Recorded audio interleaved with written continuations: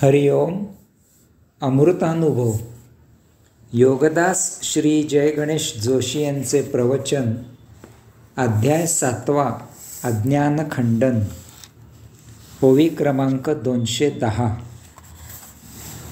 तानेलिया मृगतृष्णा न भेटलिया शिणू जेसणा.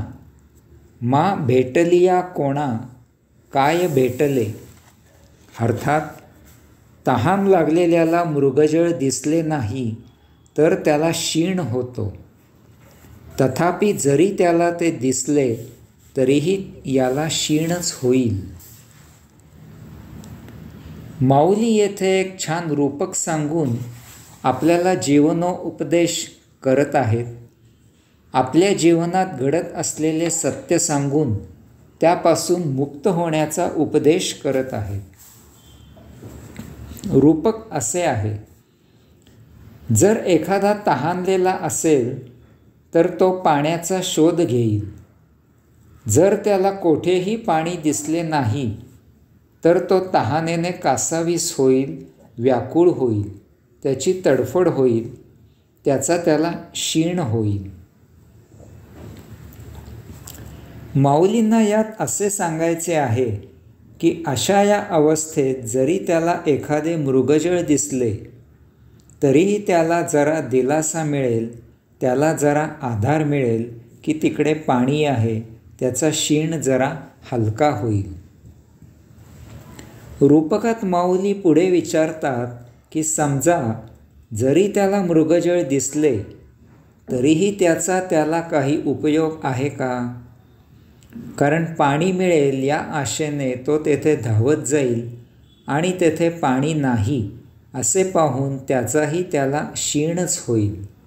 मिळून काय तर मृगजळ दिसले काय किंवा दिसले नाही काय, त्याचा शीण होणे काही चुकत नाही. माऊली आपल्याला उपदेश करत आहेत.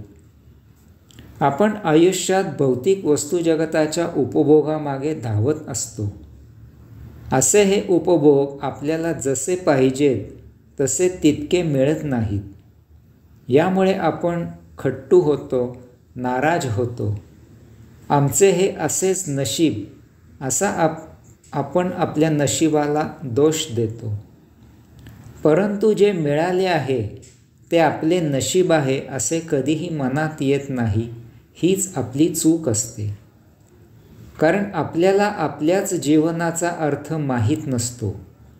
आपण येथे पुनर्जन्म घेऊन जे उपलब्ध आहे ते उपभोगण्यासाठी आलेले नाही, तर आपण आपले संचित उपभोग संपविण्यासाठी, त्यांच्यापासून सुटका करून घेण्यासाठी आलेले आहोत.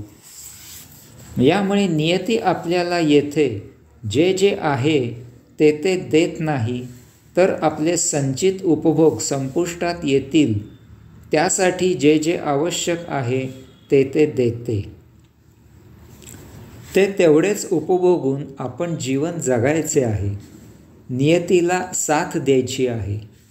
त्यापेक्षा जास्ती किंवा जे उपलब्ध करून दिले आहे त्याचा अव्यय करून जगायचे नाही. तसे केल्यास आपले उपभोग वाढतील किंवा शिल्लक राहतील.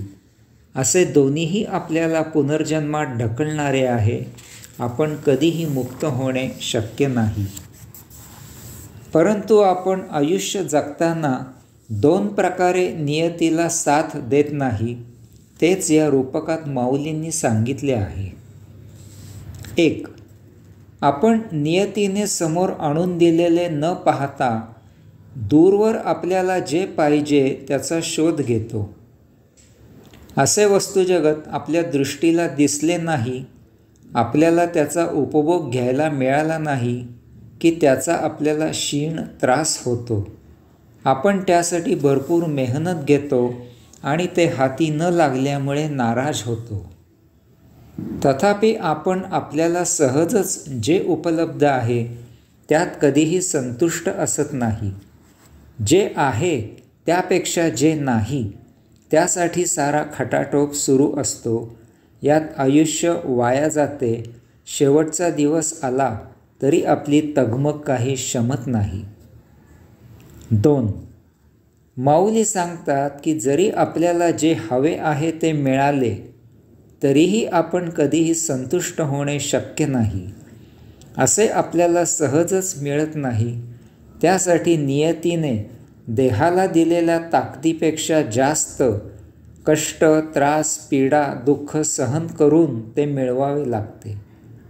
येथेही आपण नियतीला साथ देत नाही. यामुळे असे संचितात नसलेले उपभोगून आपल्याला त्याचा कधीही आनंद मिळत नाही. बरेच काही मिळवूनही आपण नाराज असतो. माऊली सांगतात की अशा प्रकारे नियतीने न दिलेले मिळाले नाही म्हणून क्षीण होतो आणि नियतीने न दिलेले जरी मिळविले तरीही क्षीण होतो. असा दोन्हीही दृष्टीने क्षीणच क्षीण वाट्याला येतो. यापेक्षा आपल्याला नियती जे देते त्यात जगावे. त्यातच महानंद, नित्यानंद, कैवल्यानंद आहे. हरिओम.